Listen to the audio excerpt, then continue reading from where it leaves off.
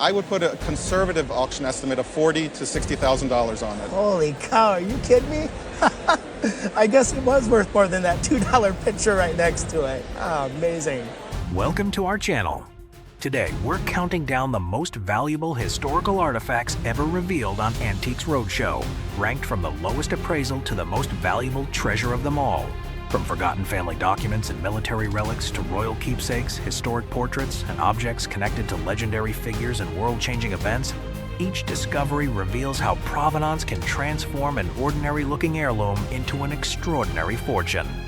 And as we climb higher through the countdown, the stories become more remarkable, the historical connections more important, and the valuations more astonishing.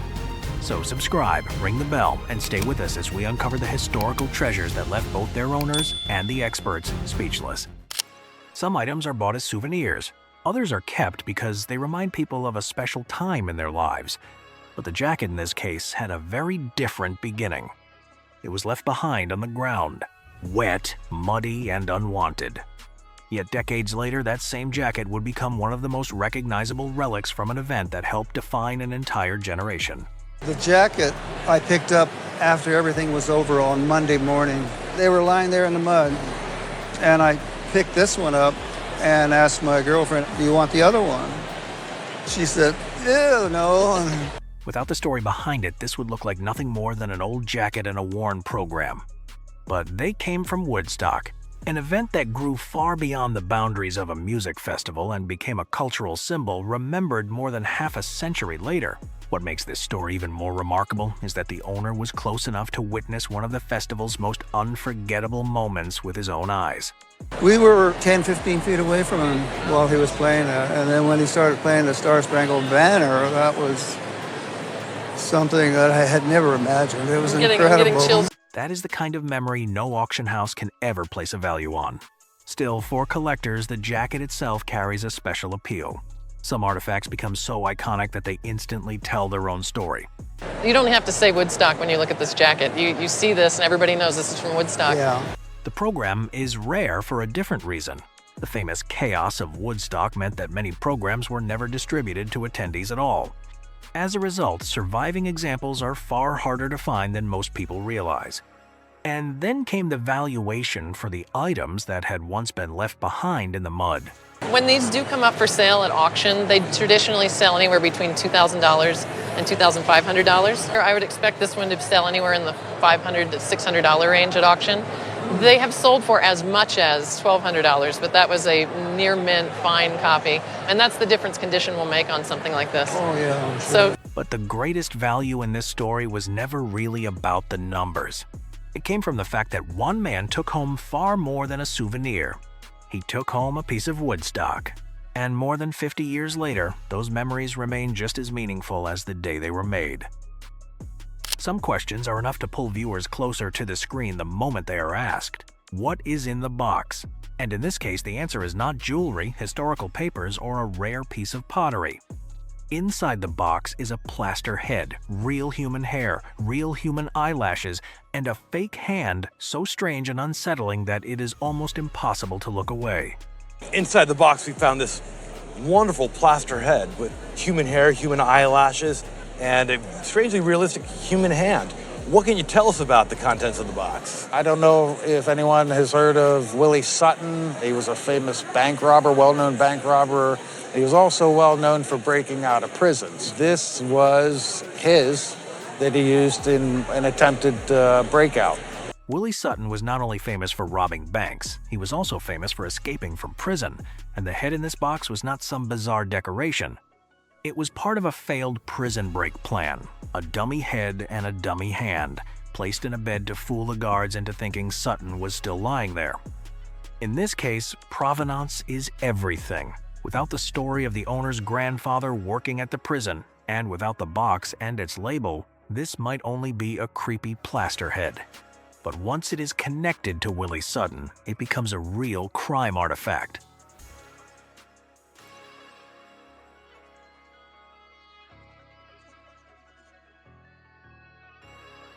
Hair from the prison barber shop, real eyelashes, a head made inside prison with a hand arranged as if it were gripping the edge of a bedsheet. The more the story unfolds, the creepier the object becomes, because it is not just a prop, it was once part of a real escape attempt. And after conferring with my colleagues, we were able to give it a very conservative auction estimate of $2,500 to $3,500. Wow, that's nice. That's very nice.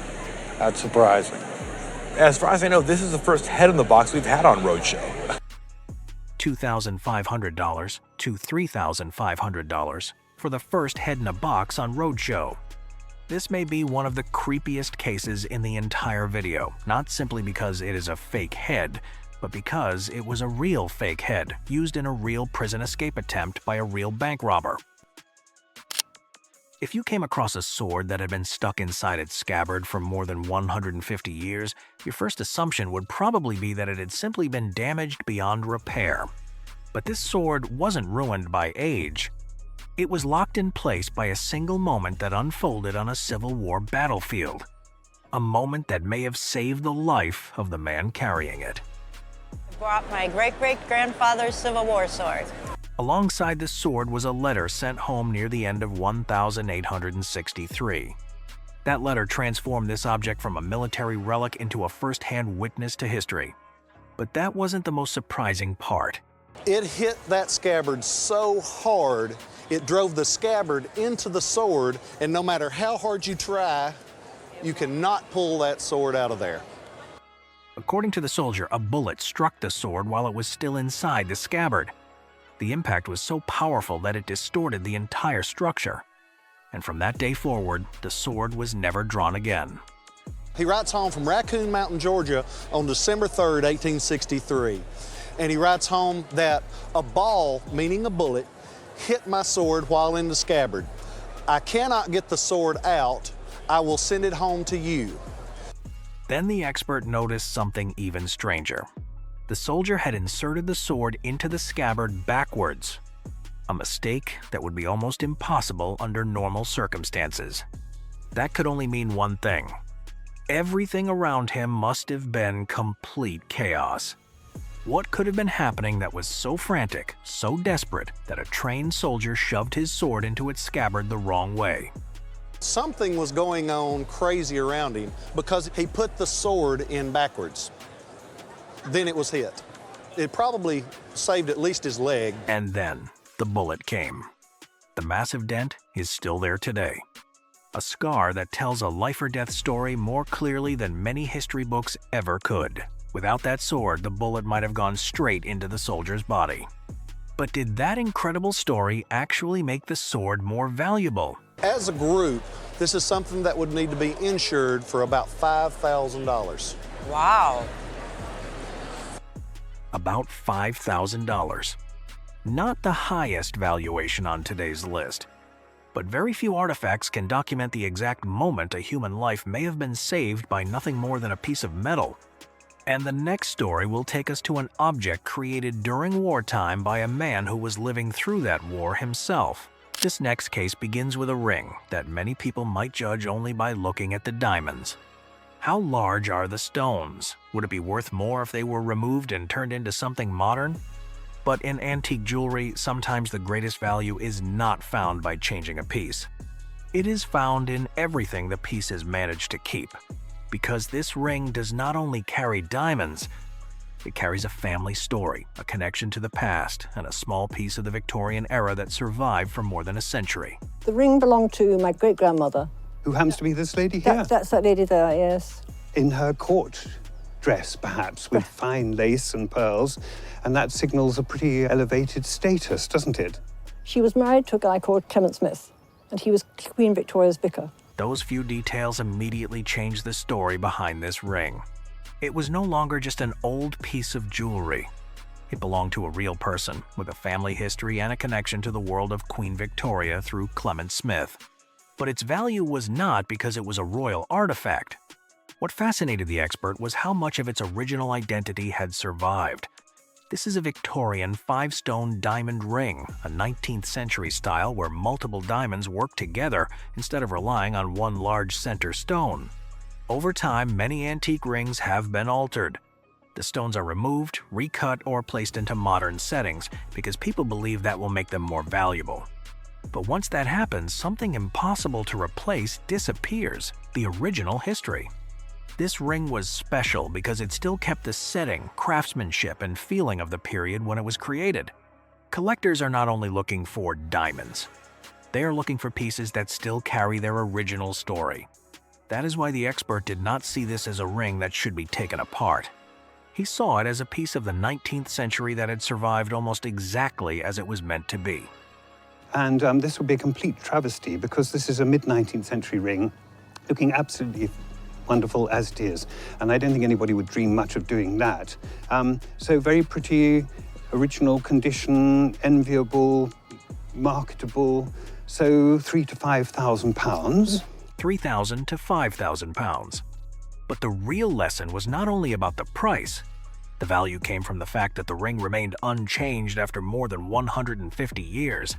If someone removed the diamonds, the stones would still exist. But the story around them would disappear. And that is what makes this Victorian 5-stone diamond ring special. Sometimes in antiques, the most valuable thing is not making something look newer.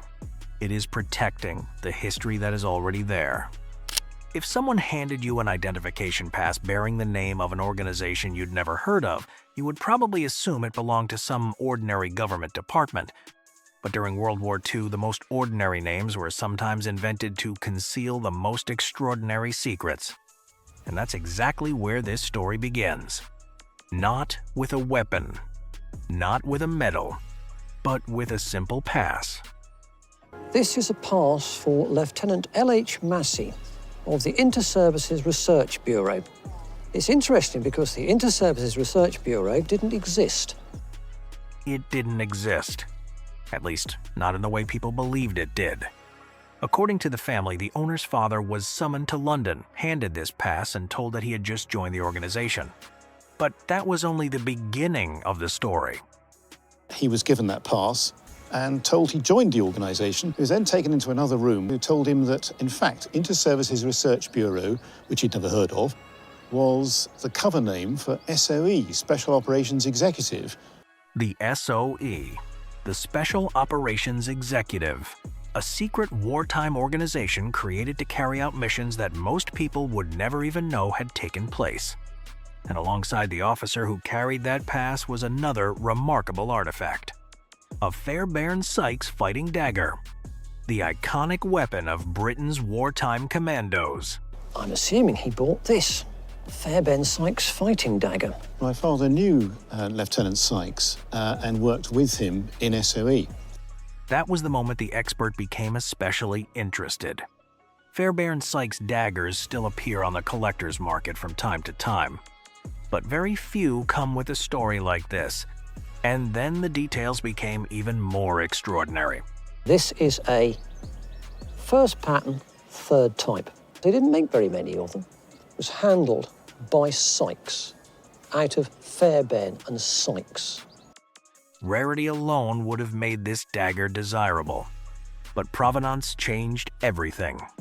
According to the expert, this wasn't just an early and exceptionally scarce example. It had actually been handled by Lieutenant Sykes himself, one of the men who designed the weapon. That is the kind of provenance military collectors almost never encounter. With that, I would put £5,000 on that. I'm astonished. It's around £5,000. An impressive valuation. Yet it was clear that the owner was moved by something far more meaningful than the money. For years, this family had unknowingly preserved a tangible connection to one of the most secretive organizations of World War II. And as remarkable as these military stories have been, Antiques Roadshow still has even more extraordinary discoveries waiting to be revealed. Some military antiques become valuable because they are incredibly rare. Others are prized because they have survived in remarkable condition. But sometimes a single name attached to an object is enough to change everything. And that is exactly what makes this pair of pistols so fascinating. They had remained in the same family for generations, along with a story that no one could truly verify, at least not until the experts began examining them. This pair of flintlock pistols has been in my family for generations. They originally belonged to William Colfax, who... William Colfax. It isn't a name that most people recognize today. But if the family story was true, these pistols may once have belonged to a man who stood remarkably close to the center of American history. And he was captain of George Washington's Commander-in-Chief's Guard. So these pistols were given to William Colfax by General Washington. If that account was accurate, everything changed. These were no longer simply a pair of 18th century flintlock pistols. They could be artifacts connected to the elite guard that protected George Washington during the American Revolution. That is exactly the kind of provenance collectors dream of discovering. This is a pair of pistols that are Queen Anne flintlock style, Continental, from 1770 to 1780. Even if the entire Washington connection were set aside, the pistols would still be extraordinary. They were made during the very years that shaped the birth of the United States. Their age alone makes them exceptionally important historical artifacts. But could the family story really change their value? Even without that association, are worth about $5,000 in and of by themselves. It's amazing. The pistols themselves were already worth at least $5,000. That means any connection to William Colfax or George Washington would be valued beyond that figure. And perhaps that explains why this family protected them for so many generations. You are a very lucky person to have such a great family history. Sometimes the greatest value of a historical artifact isn't found in its steel or its craftsmanship. It's found in the story that survives with it. A story passed from one generation to the next, transforming a pair of antique pistols into a lasting reminder of the birth of a nation. The next case begins with a piece of jewelry that instantly brings to mind the world of ancient Egypt. A mysterious symbol, colorful gemstones, and a design that seems connected to pharaohs, tombs, and the civilization along the Nile. But in antique jewelry, appearance is only the first part of the story. The real question is not just what a piece looks like. It is where it truly came from, who created it, and what history is actually hidden behind the design. My grandparents were traveling in Egypt at the time of the Suez Crisis, and they were staying at the Luxor Palace Hotel, and they met the solicitor to the king, and over a cocktail, he invited them to see his jewels that he was taking from the king over to New York. With a story like that, this jewel immediately feels like something from an adventure. A trip to Egypt, an unexpected meeting, and a piece of jewelry brought home with an unforgettable memory. But when the expert looked closer, the most important detail was not only where it was found, it was the style behind it. At the center is a winged scarab, one of the most famous symbols of ancient Egypt, connected with rebirth, the sun, and protection. Around that symbol are emeralds, rubies, sapphires, and diamonds, creating a dramatic and colorful design meant to capture attention. However, the truth revealed another layer. This was not a jewel from ancient Egypt. It belonged to the Egyptian revival style, where artists took inspiration from ancient symbols and recreated them through the craftsmanship of a later period. But that did not make it less valuable. Revival jewelry was not created to pretend to be an ancient artifact. Its value came from how another generation transformed its fascination with the past into art. With precious stones, detailed craftsmanship, and a powerful design, this jewel became more than just a decorative object. It became a piece that connected ancient inspiration with its own family history. And here in the sunshine is an extremely colourful, very concentrated, hugely theatrical and wearable piece of jewellery. And all of this comes together to a jolly nice value of something like £8,000. My goodness, absolutely no idea. £8,000. But the value was not because this was a treasure from an ancient tomb or a piece thousands of years old. It came from a different kind of history. This scarab jewel showed how the mystery of ancient Egypt continued to inspire jewelry long after that civilization was gone. It combined symbolism, gemstones, and craftsmanship into a piece with its own identity. And that is what makes antique jewelry so interesting. Sometimes the first story we imagine is not the real one, but the truth hidden underneath can be just as fascinating. This jewel may not have belonged to the pharaohs, but it still carried the mystery and imagination that made ancient Egypt unforgettable. Edward Donovan, Lepidoptera, watercolors. Could a collection of watercolor paintings of butterflies and insects be nothing more than old scientific illustrations? Or could they preserve an important chapter in the history of both science and art?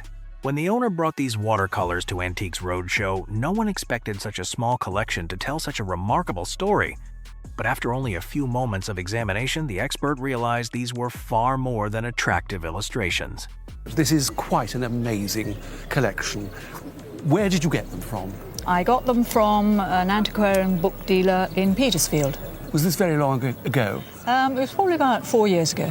Before photography became available, illustrations like these were one of the primary ways people documented the natural world. Every detail had to be accurate, from the delicate wings of a butterfly to every leaf surrounding it. But what impressed the expert was not only their scientific precision, the artistic quality of the paintings was equally remarkable.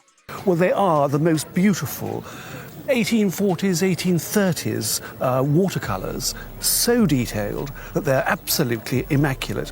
Not only are the butterflies fabulous, but the backgrounds and the leaves and the nettles and all the rest of it are just absolutely incredible. These works represent a rare combination of scientific observation and artistic craftsmanship. Rather than simply recording different species, they bring each subject vividly to life in a way few natural history illustrations of the period could achieve. But the discovery took an even more exciting turn when the expert noticed a familiar name written across the pages. Now, I noticed at the top it says Van Diemen's Land Lepidoptera, and I notice on this one it says Chinese Lepidoptera. Now, I do know of an author who did a book on Chinese Lepidoptera, and his name was Donovan. That clue pointed to Edward Donovan, one of Britain's leading natural history illustrators. If these watercolors were truly connected to Donovan's published work, they represented far more than a beautiful collection of paintings. And when the owner revealed what had originally been paid for them, the biggest surprise finally arrived. And we paid about £400. Right. I think you better go and buy the others off him. I think you wouldn't sell them. No. Well, I think you're 22. It's such a pity to break them up in many ways, yeah. But you're 22 are worth in the region of £10,000. Purchased for only about £400, this remarkable group of watercolors became one of the memorable discoveries on Antiques Roadshow. Their significance was measured not only by the estimated value of around £10,000, but by the way they preserved an era when art and science worked hand in hand to explore, document, and better understand the natural world. A family portrait is already enough to make people curious, but this painting came with something darker, a ghost story. The sitter is believed to be Aaron Delano, a young New England sea captain, born in 1767 and lost at sea in 1794. Across generations, the portrait moved from the owner's grandmother's house to her parents' home and finally into her own hands. And in the family's memory, Aaron did not seem to stay quietly inside the frame. We believe this is Aaron Delano, and he would be my 5th great-granduncle. He's actually been hanging in my grandmother's house when I was young, and then went to my parents' house, and now I own him. And we believe that he is, through both research and word of mouth, that he was the youngest sea captain in the New England area. He was born in 1767, and unfortunately, he passed away and lost at sea in 1794. But while he was alive, and we believe he was doing a trade route on the New England coast from Plymouth and Nantucket up the coast to Turner, Maine, and sometimes to Nova Scotia. Over the years, we have decided as a family that he's probably haunted.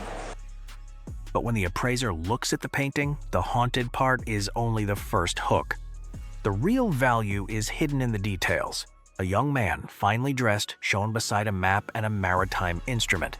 This is not just a portrait of a relative. It almost tells the viewer his occupation, his status, and the life he lived at sea. In other words, the painting is not just asking who he was, it is already giving clues. We see portraits of people's relatives all the time, and very, very seldom do we ever see anything with this much going on in it. It's as much an illustration of his occupation as anything else. But he's very handsome, he's young. I love his face and the way that's painted, and I love the patterned cloth on his vest. And there he's using the tools of his trade. That looks like a map, and that instrument is an octant. Those details are exactly what push the value higher. The painting is oil on canvas, American, and from the 18th century. Its condition is not perfect, with wear and loss visible in places, but the important areas are still strong: the face, the instruments, and the details that caught the attention of the folk art table. Because this is an oil on canvas, and we know that it's 18th century, and we know that it's American. So you add all that up with what's illustrated in this, and I think you have something that's very extraordinary in terms of what appeals to people who collect Americana and folk art. We don't know who the artist is, because lots of times these artists were itinerant, and we don't know who a lot of them were. Just in the condition that it's in right now, it's got paint loss. If you look right here, I think there's actually some film on the glass. Oh, okay. But most importantly, there's no loss in his face or in the instruments and the detail of the painting that I think really makes it valuable. Then comes the valuation. A painting once remembered for footsteps in the hallway turns out to be far more than a family ghost story. It has moved from private legend into the world of Americana, where history, identity, and condition all matter. In as-is condition, its value would be $8,000 to $10,000. Okay, that's good. It's exciting. $8,000 to $10,000 for the portrait of a sea captain who vanished at sea. What began as a possibly haunted painting becomes a real piece of American folk art history. Among the thousands of stories featured on Antiques Roadshow, some are unforgettable because of the money. Others stand out because of their history. But the next story is remarkable for an entirely different reason. It begins with an old box of World War II memorabilia, and it ends with a reunion so extraordinary that it almost feels impossible to believe. So I brought some of my dad's World War II memorabilia. He was a Dutch Jedburgh, a special ops soldier, and he jumped with General Gavin of the 82nd Airborne. Right from the beginning, it was already a fascinating story. A special operations soldier, a wartime parachute mission, a connection to one of the most respected American generals of World War II. But then the owner shared another detail that made everyone listen even more closely. My dad was walking point, and he spotted a machine gunist in the tree and shot him before the machine gunnist had a chance to shoot General Gavin. So General Gavin has always credited my dad with saving his life. Up to that point, many people might have assumed it was simply a remarkable family story passed down through the generations. Then something happened that no one in the room could have expected. Right there at the Antiques Roadshow event. I know the story that he saved my grandfather's life, because my grandfather was General Gavin.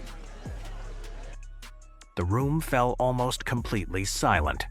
Two families who had never met before suddenly discovered they had been connected by a single moment on a World War II battlefield decades earlier.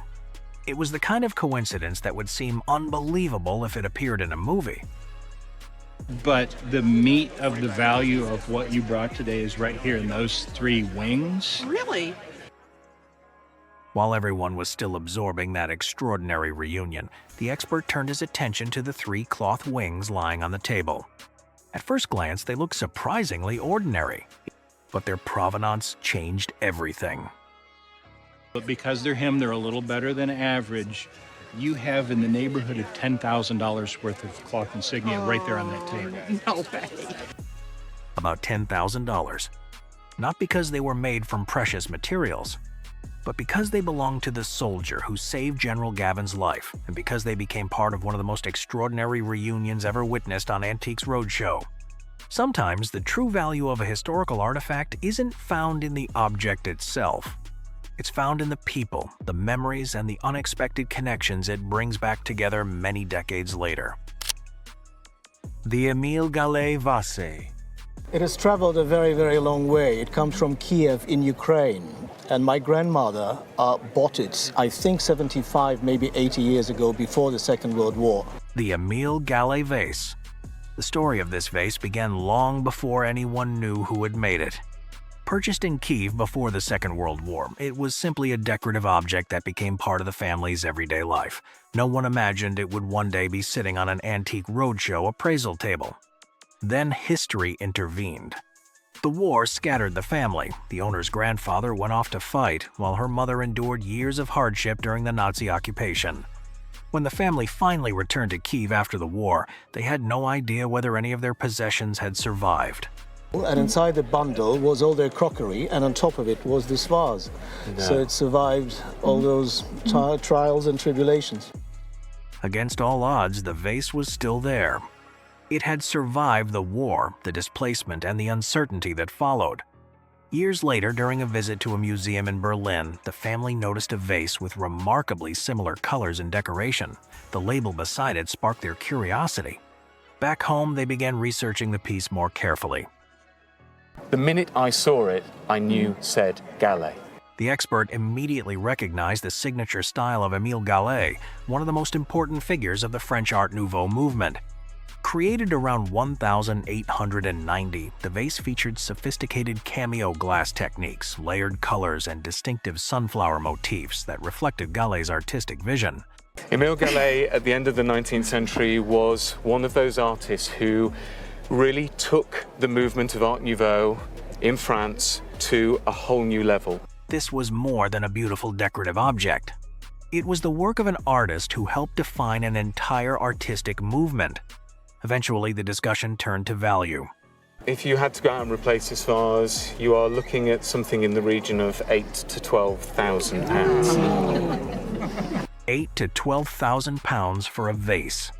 Yet for this family, its greatest value was never financial. It was a piece of history purchased by chance in Kiev, carried through one of the darkest periods of the 20th century, and finally recognized for what it truly was, a surviving work of Émile Gallé. Now, this is a magical way to start. At first glance, these look like old stage weapons, the kind of props that might sit forgotten in a storage room. But these two pikes came from one of the most beloved films ever made, The Wizard of Oz. The owner bought them back in 1984 for $595.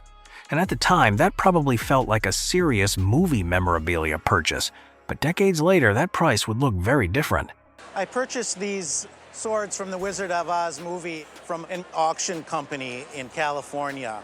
I paid $595 for them back in 1984. And that is where the fun begins. These were not random fantasy props. They belonged to the Winkies, the guards serving the Wicked Witch of the West.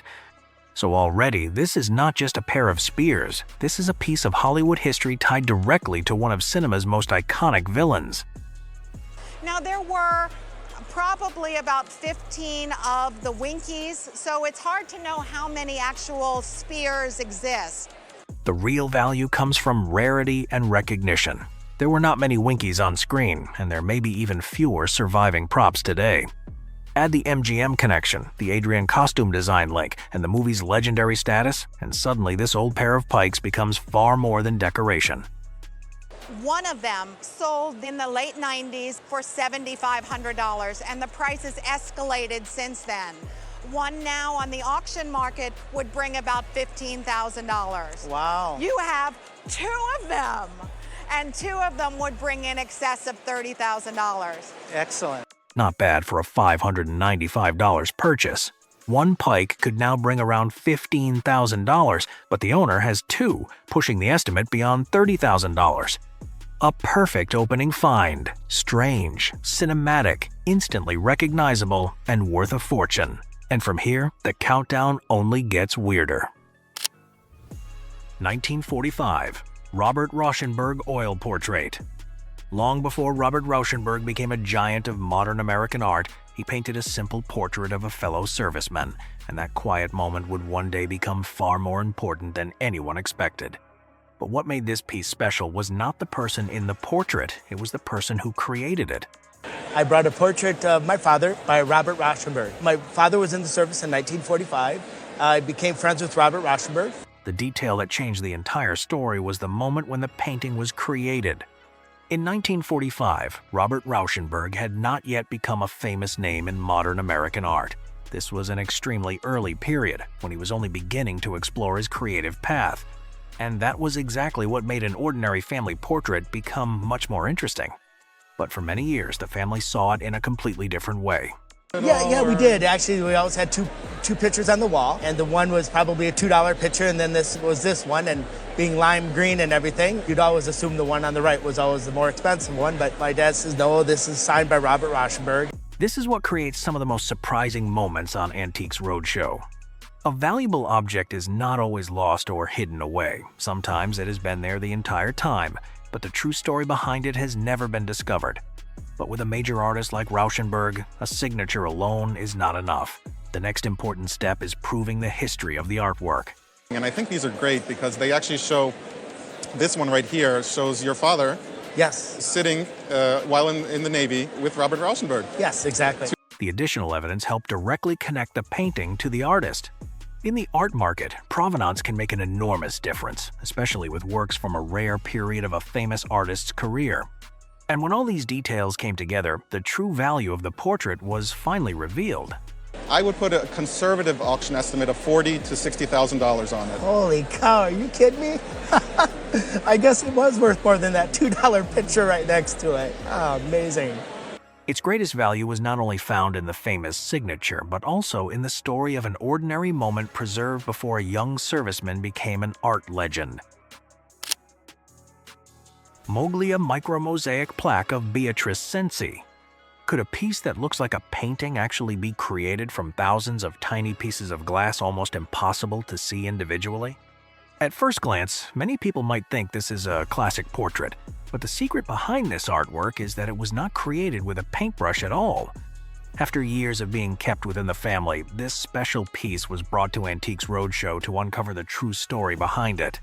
It's a micromosaic. We don't know if it's from Italy or Russia. It's by the artist Moglia, but there's a father and a son, so that's one of the things I'd like to find out. My grandmother was an antique dealer. What makes micromosaics so remarkable is the craftsmanship behind the process. Instead of using paint, the artist must arrange countless tiny pieces of material to create light, shadows, and depth that resemble an actual painting. But when the expert examined it more closely, one detail about the material made the story even more interesting. Are these stone or mosaics are stone often. These are neither ceramic or stone. These are actually glass. These tiny glass pieces allowed the artist to create subtle variations of color, making the face, clothing, and smallest details appear incredibly lifelike. But beyond the technique, another important factor that determined the value of the piece was the person who created it. So you mentioned Moglia. It is signed Moglia here on the margin. There are three of them, Luigi, Augusta, there was Domenico. They all flourished in the 19th century when they were making these wonderful works of art. I don't know for certain, but I think it's by Luigi. The Moglia name brought the artwork to an entirely different level. The Moglia family was among the most important names in 19th century micromosaic art, known for transforming tiny pieces of glass into images with extraordinary detail. And with a plaque of this size, both the difficulty of creating it and its rarity became even greater. The art of micromosaic on this sort of scale, which is actually very, very large for a mosaic, is incredibly rare and incredibly exciting to find on Antiques Roadshow. I would think an insurance valuation of $85,000. Cool. Would be a fair price. Excellent. It's an absolutely splendid work of art. From a mysterious family object, the Moglia micromosaic plaque of Beatrice Cenci became a rare discovery on Antiques Roadshow. Its true value was not only found in the appraisal number, but also in the thousands of tiny details created through the patience and extraordinary skill of the artist behind it. To the family, it was simply a beautiful Celadon charger brought back from Japan many years ago. No one imagined they had been living with a masterpiece created for the Imperial Court of China. It is a Celadon bowl that was a gift to me from my uncle, who brought it from Japan. This stuff sat in my grandmother's attic for a good many years, and finally he rediscovered it and gave it to me as a Christmas gift to my husband. The charger remained in the family as a special Christmas gift, and for years that was the end of its story. It was so large that the owner even took a photograph of her cat sitting comfortably inside it. Everyone laughed at the memory, but while the audience enjoyed the story, the appraiser was already focused on something entirely different. I've actually got a picture of my cat sitting in that bowl at some point or another. The first is the label on this box. The first thing he examined was not the charger itself, but the wooden presentation box. That box unlocked the entire mystery. It revealed that this was not a Japanese piece at all, but an Imperial Chinese Celadon charger made during the Yongjung reign. The elegant jade green glaze, the finely molded dragon decoration, and the exceptional firing quality all reflected the extraordinary standards of the imperial kilns at Jingdezhen, where only the finest porcelains were produced for the Qing court. At auction today, in 2021, I would put perhaps a conservative auction estimate of $80,000 to $120,000. And it's under my bed all the time? The final auction estimate came in at $80,000 to $120,000. Only then did the owner realize that an imperial masterpiece had been sitting underneath her bed for years. Number 3 perfectly captures what makes Antiques Roadshow so fascinating. Sometimes the greatest treasures are not displayed in museums or locked away in famous collections. They are quietly waiting to be rediscovered inside someone's own home. If someone asked you to name the single firearm that changed the future of modern warfare, you'd probably think of a machine gun, an assault rifle, or some revolutionary weapon from the 20th century. You probably wouldn't think of a small revolver made nearly 200 years ago. But that's exactly where today's story begins. I've had it over 40 years, and I've always collected antique arms. And this pistol was made by Sam Colt in Paterson, New Jersey, and his patent was 1836. Yeah. I would say that this was actually made in the first months of 1837. That was the breakthrough moment. Because if the expert was correct, this wasn't simply an early Colt revolver. It could be one of the very first examples produced after Colt's revolutionary design entered the world. And that changes everything. Today, firing 5 rounds without reloading sounds completely ordinary. In 1837, it was a different story. Most soldiers were still carrying firearms that fired once and then required a lengthy reload before they could shoot again. In a real fight, those extra seconds could mean the difference between survival and disaster. And you would have 5 shots because it's a revolver. Yeah. Now, Colt didn't invent the revolver, he just perfected it. And that perfection is what made this firearm so important. It proved that sustained firepower was possible. It showed what the future could look like. For many historians, firearms development can almost be divided into 2 periods, before revolvers like this and after them.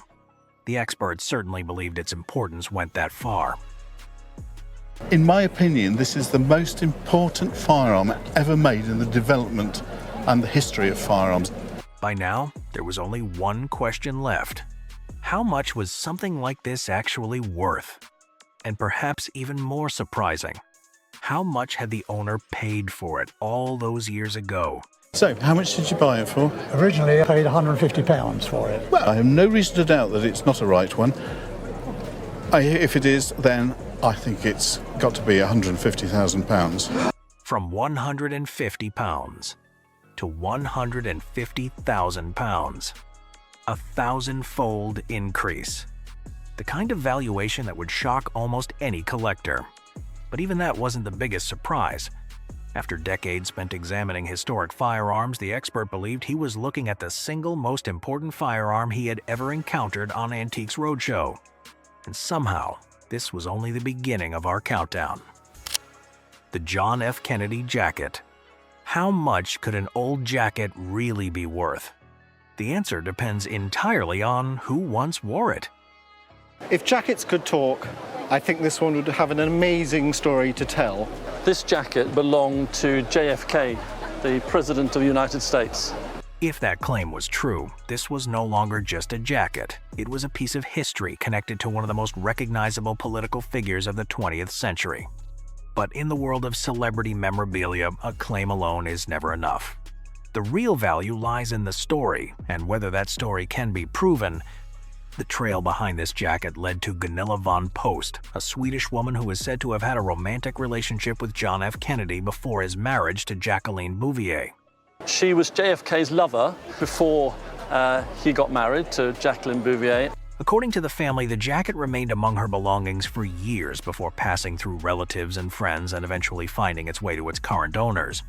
That chain of ownership was exactly what the expert wanted to examine. Without the provenance, you're not going to get the dollar signs. In collecting, provenance can mean everything. It can be the difference between an ordinary vintage jacket and an artifact worth hundreds of thousands of pounds. Fortunately, the details began to support the story. It is a 44, and he was a 44. The size matched JFK, the ownership history appeared consistent, and together those details made the jacket increasingly attractive to collectors of American political history. It is an iconic piece.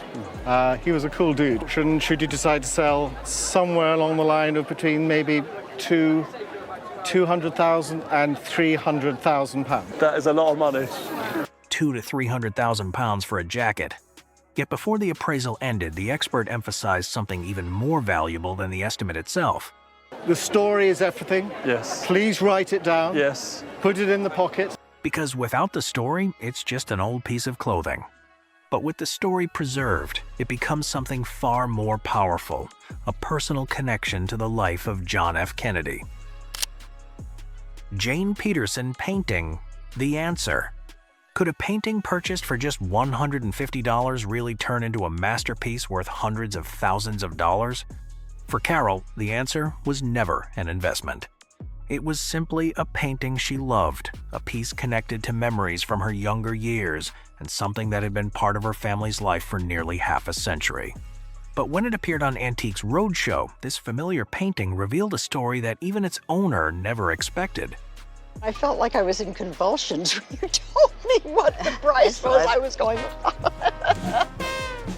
At the Albuquerque Roadshow in 2014, Deborah Force met a guest named Carol, who brought in a mysterious painting called The Answer that posed some intriguing questions. The story began decades earlier when Carol first discovered the painting. What attracted her was not a famous signature or the possibility that it could one day become valuable. It was simply the connection she felt with the image, the colors, and the emotions captured within the artwork. In GALLÉ, I guess it was 1963, I did my junior year in Madrid, Spain. And I lived right close to the Joaquin Sorolla Museum in Madrid. I just fell in love with this. But behind the painting Carol loved was an important name. Jane Peterson, an American artist known for her powerful use of color and vibrant paintings of landscapes, harbors, and gardens. However, The Answer was different from many of Peterson's more familiar works, and that detail immediately caught the expert's attention. Jane Peterson did not really paint figure works like this. Some of her best-known pieces were done on the piers in New England, on Gloucester and areas like that, but she rarely focuses on just one sitter. It was just overall an exciting work. The label on the back tells us the title, and it's called The Answer, and it's very mysterious. This unusual subject, combined with Peterson's reputation and the mysterious quality of the figure in the painting, transformed the artwork into a remarkable discovery.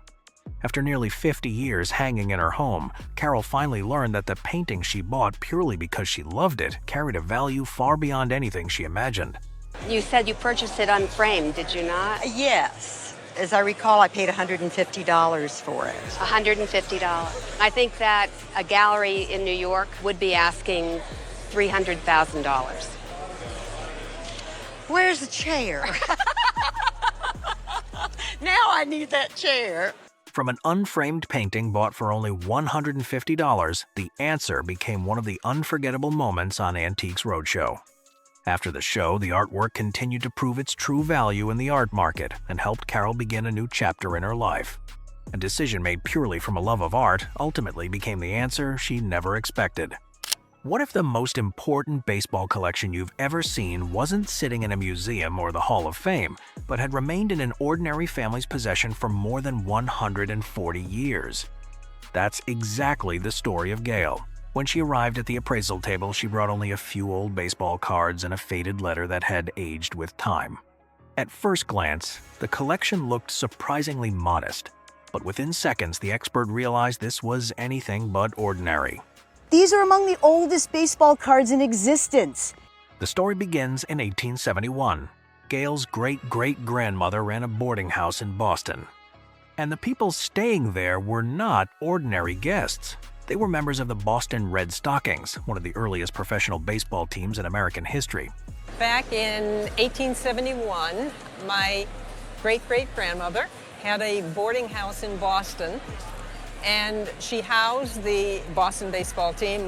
The players lived there, shared meals there, and became part of the family's everyday life. Because of that connection, a young boy in the family began saving cards of the very players he saw on a regular basis. But the most remarkable item wasn't the cards. It was a letter. While they were on a road trip in 1871 visiting the Washington Olympics, they got rained out, and they wrote her a letter at their boarding house telling her how much they missed her. Just imagine that for a moment. An entire baseball team traveling on the road took the time to write to the woman who had cared for them. And on that letter were the signatures of nearly the entire roster. The signatures of men who helped lay the foundation for professional baseball in America. Tremendous. To have anything with their signatures on it is phenomenal. This wasn't simply sports memorabilia. It was a surviving piece of baseball's earliest history. And when the expert assembled everything into a single archive, the atmosphere immediately changed. It is the greatest archive I have ever had at the Roadshow. That alone was an extraordinary statement. But the real shock was still to come. If you're going to insure it, Insurance, okay. I would insure it for at least $1 million. Are you serious? Oh my. Holy smokes. $1 million. For a handful of old baseball cards, one old letter, and a family story that had survived for more than a century. Because sometimes the greatest value isn't found in the object itself. It's found in the fact that it survived long enough to tell a chapter of history the world had nearly forgotten. If someone told you that an old cigar box sitting in the corner of a closet could contain a small fortune, most people probably wouldn't believe it. But that's exactly how this story begins. No safe, no climate-controlled storage room. Just an old box that had been forgotten for decades. I found them in the cigar box that you see in the back of the closet. Inside that box was a baseball card collection that even experienced collectors would love to own. And within minutes of examining it, the expert realized these were far from ordinary cards. This was a collection of 1,948 leaf baseball cards, one of the most sought-after post-war baseball card sets ever produced. But the discovery that changed everything came down to a single name. The rookie card of one of the most important people of the 20th century, Jackie Robinson. Jackie Robinson, the man who broke Major League Baseball's color barrier and became one of the most influential figures in American sports history. Owning one of his rookie cards would already be remarkable. But the owner didn't have just one. You got 3 of those. Yeah. 3 rookie cards, all sitting inside an old cigar box. All surviving for decades with almost no one paying attention to them. And Robinson was only the beginning. The collection also included names like Ted Williams, Bob Feller, and Satchel Paige, legends who helped define an entire era of American baseball. 1948 was kind of one of the first years after the war that a card set was produced, so there were a lot of rookies in that set. Okay. As the appraisal continued, the value of the collection began climbing quickly, especially the Jackie Robinson cards. Because these sell for between $15,000 and $20,000 each. Oh my God. Right? Okay. $15,000 to $20,000 for a single card, and that was only part of the collection. Then came the number that left the owner nearly speechless. I would put an insurance estimate on just these 1948 leaf cards, the whole collection here, of $150,000. $150,000, all from an old cigar box sitting in the corner of a closet. And that's what makes hidden treasure stories so fascinating. Because sometimes the most valuable thing in your house isn't locked away in a safe. It's simply waiting to be discovered after years of being forgotten. Diego Rivera's El Albañil. The painting for some time was in bad condition, and it was hanging behind a door. Behind a door? Behind a door in the house. If that door was open, then you couldn't see the painting. That was the story behind Diego Rivera's El Albañil. The owner's family had possessed the painting for more than 80 years, yet for much of that time, they had no idea they were living with an important piece of Mexican art history. What immediately caught the experts' attention wasn't the painting's condition, but the story surrounding it. In the art world, there is one phrase that always excites researchers.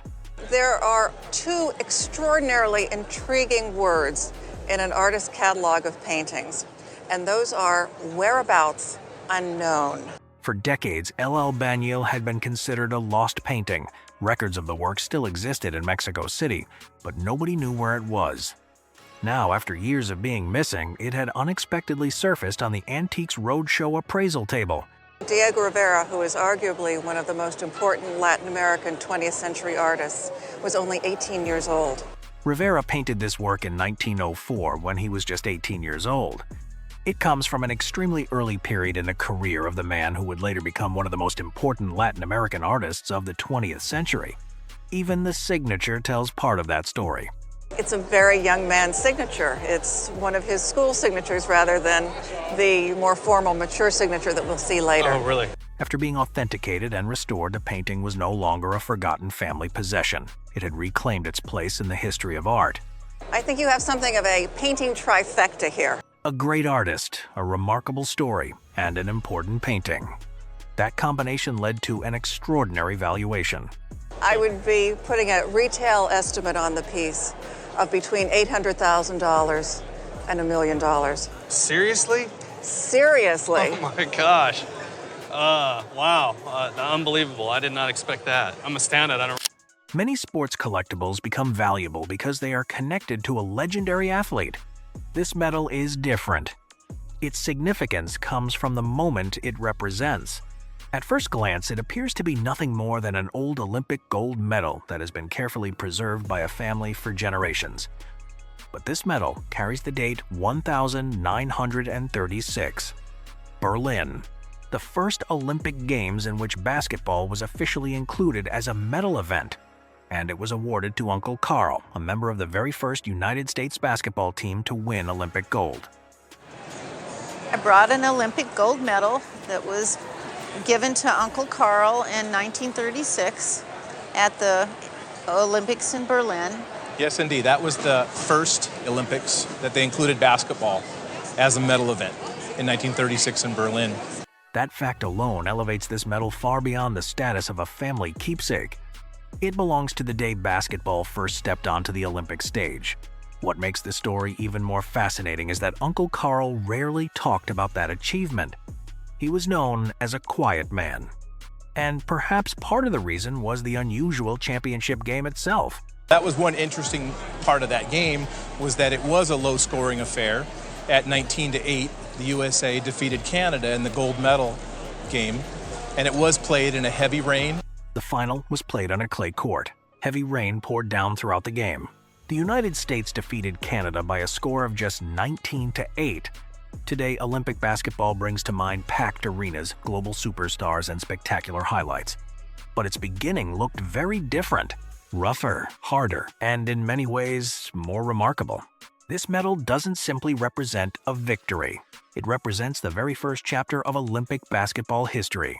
We couldn't find any other examples that have come for sale from this team, being the first basketball team to win a gold medal. Oh, really? Based on the rarity.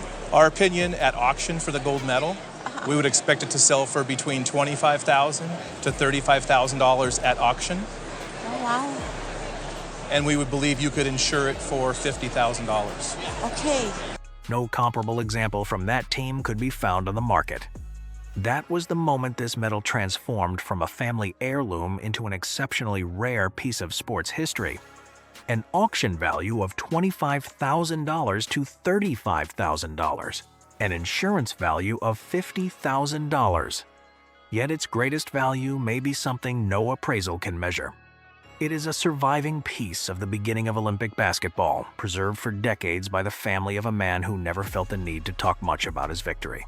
The medal tells that story for him. I actually inherited them almost 20 years ago. It was on my mother's side. They got to my mother from her uncle Robert, and then before Robert, it was with George. So from what I understand, these spoons were part of a story time. So for instance, Uncle Bob would, sit all the kids down and he would display the spoons. He said that they were Revere spoons, as in Paul Revere. Some objects are passed down because they are known to be valuable, but others survive through generations because of a story the family never wanted to forget. For this family, 6 small silver spoons did not begin as a treasure carefully protected behind glass. They were part of family story time, brought out as older generations told the children that these were Revere spoons. For years, it was simply a story passed down. A famous name, an old family object. But after more than 2 centuries, was that story actually true? The answer only appeared when the expert examined the tiny marks left on the silver. The maker's mark on the spoons confirmed a very important name, Paul Revere Jr. Today, many people remember Paul Revere because of his role in the American Revolution. But before becoming a historical figure, he was also one of the most important silversmiths working in Boston during the 18th century. At that time, silver pieces like these were not just everyday objects used at the dining table. They represented the skill of the craftsman, the status of the owner, and the period of history in which they were created.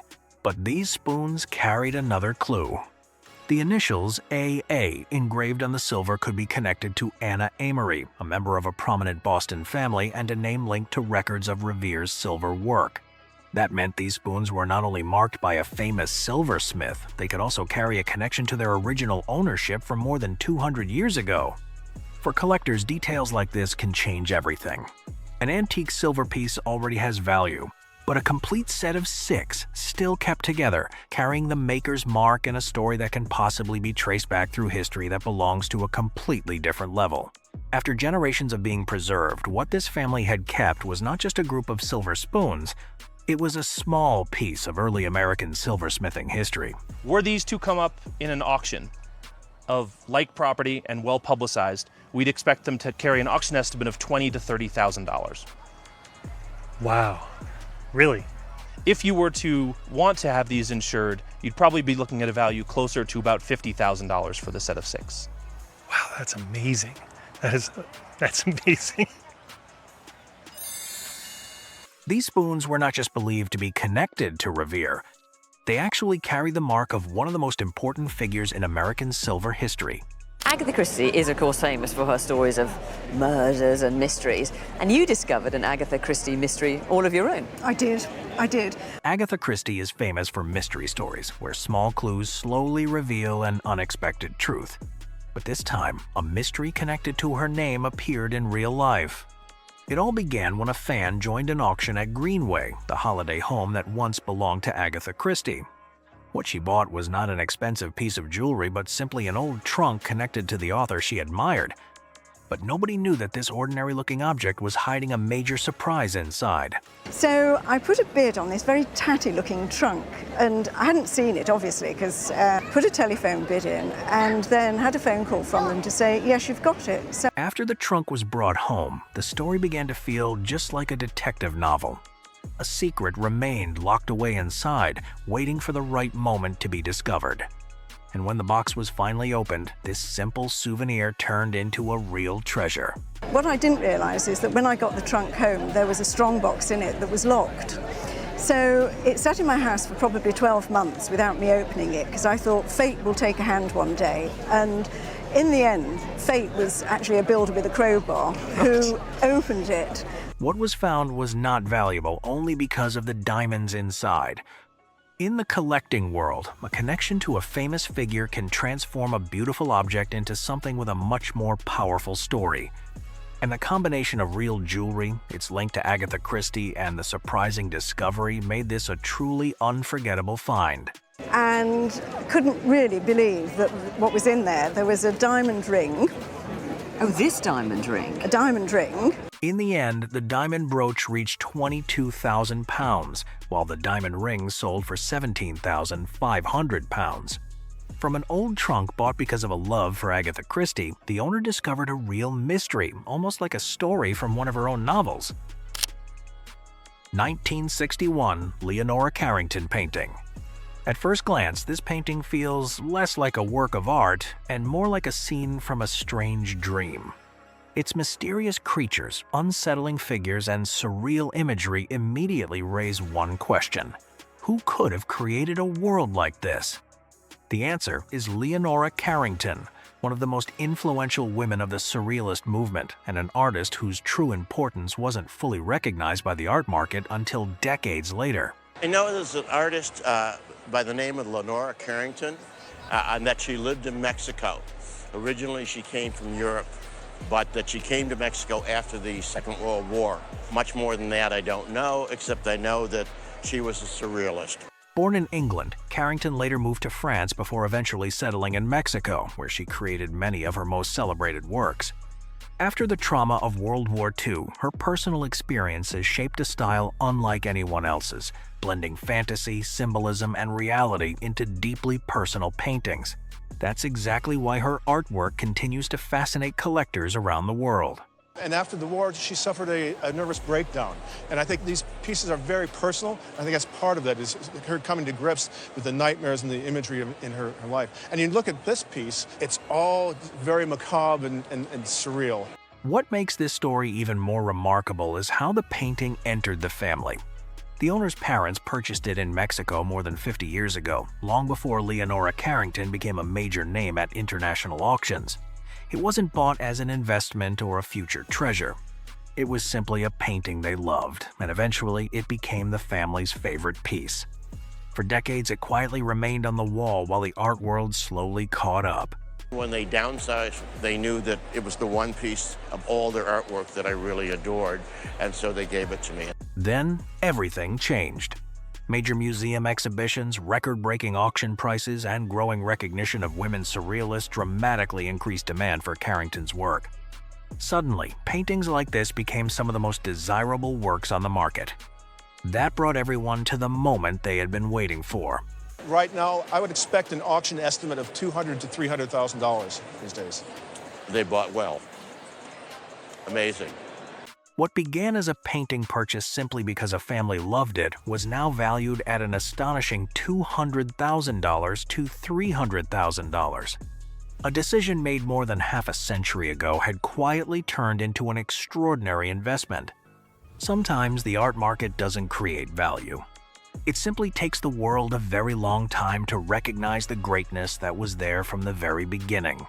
And if Leonora Carrington's story is one of a remarkable talent whose brilliance wasn't fully recognized until much later, the next story follows a birthday gift purchased with 2 years' worth of hard-earned savings, only to become decades later one of the most valuable illustrations ever appraised on Antiques Roadshow.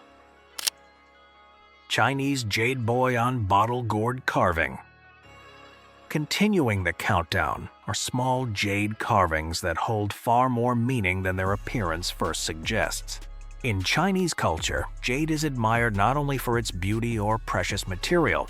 Each carved figure can represent a wish, a story, or a symbol that has been passed down through generations. These Chinese jade carvings, I like them because they all have a very specific meaning. This one here, which is a small boy on the back of a large bottle gourd, represents having many sons, but I particularly like this one here, which is a monkey and a peach. That is what separates these jade carvings from ordinary decorative objects. The craftsman was not simply creating beautiful shapes, but also placing meaning into every detail. A child, a bottle gourd, or the image of a monkey with a peach can each tell its own story within Chinese culture. The Monkey King, who was called Sun Wukong, he gate-crashed a party, and he ate all the peaches of longevity. And ever since then, the monkey, together with a peach, in Chinese mythology, has been used to represent longevity. These layers of symbolism are part of what makes jade carvings so appealing to collectors. Their value is not only based on size or the quality of the stone, but also on the craftsmanship, cultural meaning, and the artist's ability to transform a piece of jade into a small story. And the journey of this collection began many decades earlier. Where did you get these from? We bought them in Singapore when we were there in the 1970s. We were always told they were sleeve pieces. Since the time they were purchased in Singapore, the market for Chinese jade has changed significantly. Pieces with beautiful material, skilled craftsmanship, and meaningful designs have become increasingly desirable among collectors. But the biggest surprise came from one carving with a more mysterious figure than the others. This one here, I don't actually know the iconography. This is a mythical beast. It's a very curious animal. But the Chinese particularly like this stone which has these brownish inclusions in it. And I think this one could easily top £10,000 at auction.